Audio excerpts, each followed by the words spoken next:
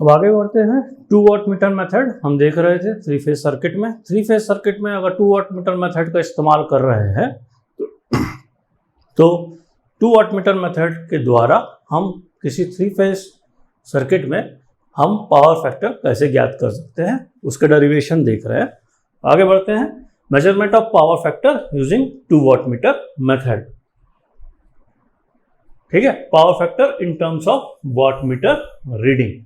Let us consider a 3-phase balanced star connected load। 3-phase balanced star connected load क्या मतलब है कि 3-phase balanced star connected का मतलब ये है कि यहाँ पर जो इम्पीडेंस है वो तीनों ही समान है, इक्वल है। ठीक है, तो इसको मैं अगर ZR लिख रहा हूँ, इसको ZB लिख रहा हूँ, इसको ZY लिख रहा हूँ, तो मैं बोलूँगा ZR equals to ZY equals to ZB अगर है तो बैलेंस्ड स्टार कनेक्टेड लोड है with a lagging phase angle. मैं अज्यूम कर रहा हूं lagging phase angle. Let VR, VY and VB be the RMS value of phase voltages across the star connected load and IR, IY and IB be the phase current. ठीक है, तो मैंने क्या assume किया, IR, IY, IB phase current है और इसी तरीके से VR, VY एंड VB मेरा फेज वोल्टेजेस है। ठीक है, ये कुछ इस तरीके का सर्किट है। ये मेरा 2 वाट मीटर लगा हुआ है, करंट कॉइल है, प्रेशर कॉइल है, पोटेंशियल कॉइल और करंट कॉइल।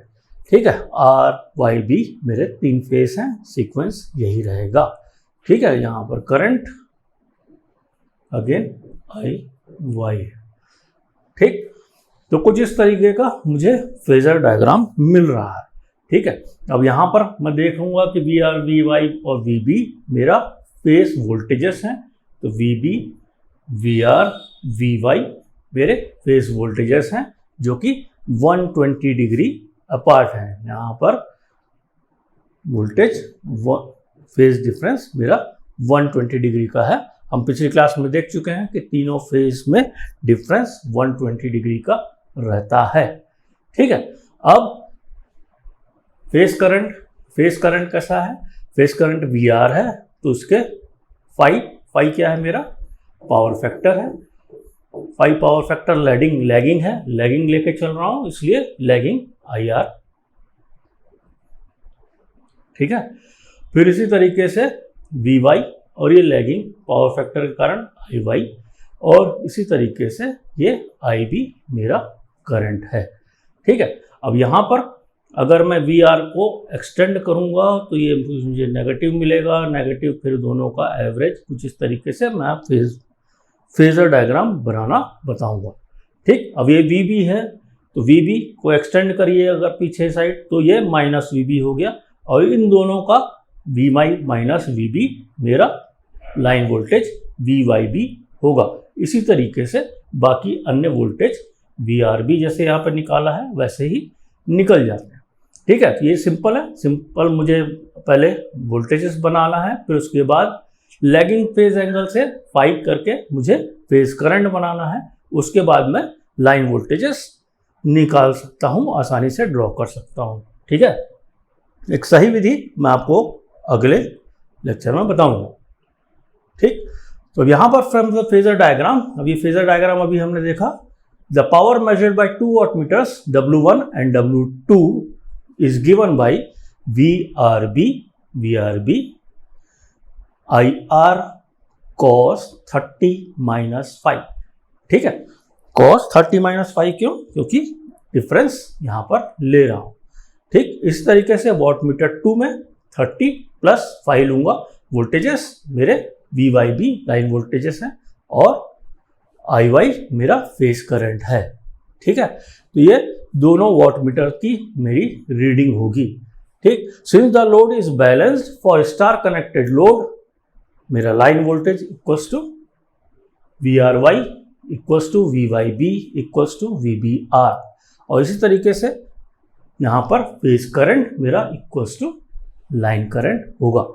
ठीक है, for balance load condition watt meter reading will be, अब मैं रिप्लेस कर रहा हूँ तो आर बी की जगह पे मैंने वी एल लिख लिया जो कि लाइन वोल्टेज को दर्शा रहा है। इसी तरीके से आई आर को मैंने रिप्लेस कर दिया आई एल से, तो कॉस 30 माइनस 5 वैसे का वैसे ही है। ठीक, तो मैंने अब ये लाइन वोल्टेजेस और लाइन करंट के टर्म में इक्वेशन बना ली। Therefore, the total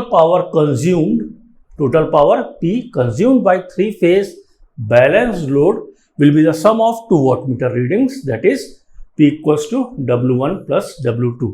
अब दोनों W1 की वैल्यू और W2 की वैल्यू रख दी मैंने, और मुझे क्या मालूम है इसमें कि cos ब्रैकेट में रहेगा VL IL कॉमन हो गया।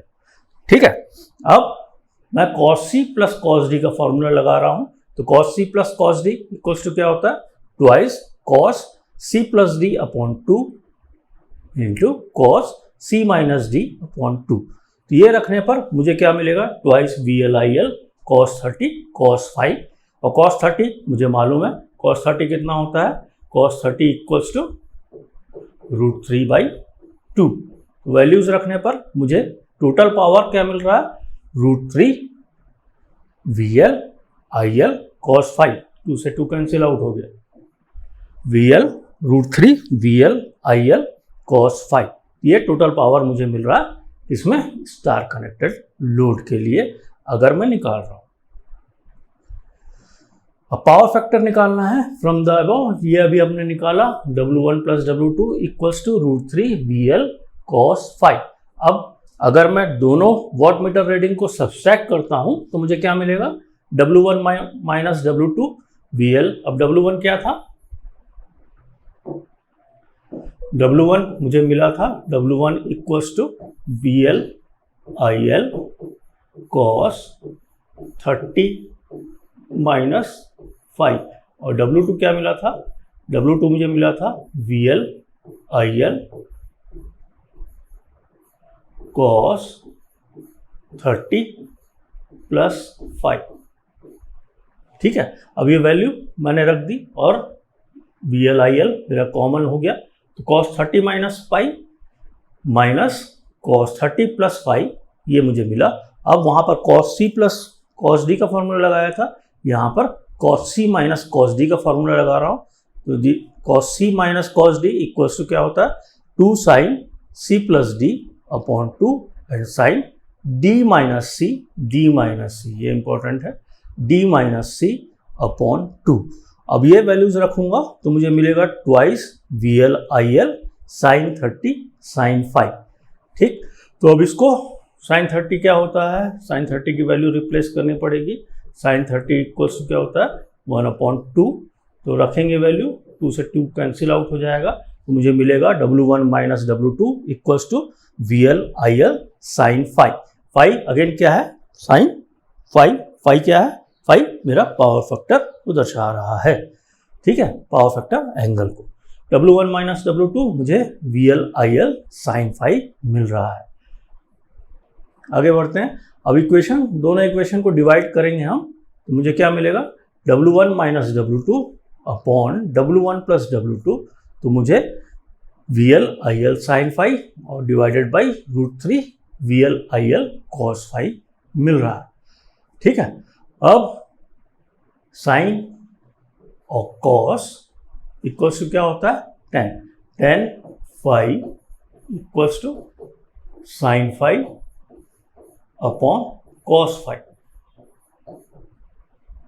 ठीक है, तो ये मुझे tan 5 के टर्म में मिल जाएगा, tan 5 को मैं एक तरफ ले गया तो मुझे क्या मिला, tan 5 equals to √3 W1 minus W2 divided by W1 plus W2, तो 5 मुझे क्या मिलेगा, 5 इक्वल्स टू tan इनवर्स √3। अब ये इंपॉर्टेंट है, tan इनवर्स ब्रैकेट में √3 W1 माइनस W2 दोनों वाटमीटर रीडिंग का डिफरेंस डिवाइडेड बाई दोनों वाटमीटर का sum. Therefore power factor cos 5 equals to, अब यहां से जो 5 मिल रहा है तो cos 5 करने पर मुझे क्या मिलेगा, ये पावर फैक्टर। ठीक, तो cos 5 equals to cos tan inverse bracket में √3 W1 minus W2 divided by W1 plus W2। अब यहाँ पर मुझे cos फाई और इससे पावर फैक्टर मुझे मिल गया। अब यहाँ पर इस इक्वेशन को मैं देखूं, अब इधर इसका रिजल्ट समराइज करने के लिए क्या है, a zero power factor lagging W1 reads the positive value and W2 reads the negative value. अब जीरो पावर फैक्टर मतलब क्या हो रहा है, जीरो पावर फैक्टर मतलब cos फाई इक्वल्स टू 0। ठीक है, अब ये जीरो पावर फैक्टर है तो क्या होगा, मेरा ये 0 हो जाएगा टर्म। ठीक है, अब ये बचेगा। अब इधर रखेंगे अपन तो क्या मिलेगा अपने को, W1 रीड्स से positive value and W2 reads से नेगेटिव वैल्यू। ठीक है, अब यहाँ पर इक्वेशन दोबारा से लिख लेते हैं, tan inverse √3 W1 minus W2 upon W1 plus W2। ये मेरा क्या है, 5। ठीक है, for power factor lying between 0 to 0.5 lagging W1 reads the positive value and W2 reads the negative value. ठीक है, अगर पावर फैक्टर लैगिंग है तो 0 से 2.5 0.5 के बीच में अगर है तो W1 हमेशा पॉजिटिव वैल्यू और W2 नेगेटिव वैल्यू रीड करेगा। At 0.5 power factor lagging, W1 reads positive value and W2 reads 0 value। ठीक है, W1 reads positive value and W2 reads 0 value। ठीक, 0.5 पावर फैक्टर मतलब कितना हो गया, cos phi equals to 0.5, 5 equals to cos inverse 0.5 that is equals to 60 degree।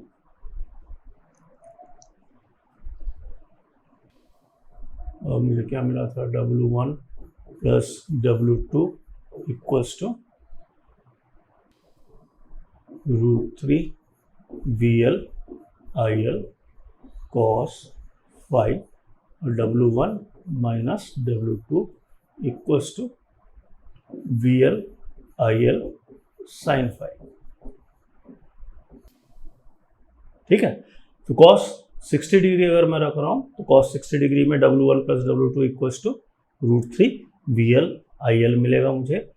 cos phi मतलब 60 degree, 60 degree मतलब 0.5 रखने पर मुझे √3/2 VL/IL मिलेगा और W1 माइनस W2 करने पर मुझे क्या मिलेगा, sin 60 डिग्री √3/2 अगेन।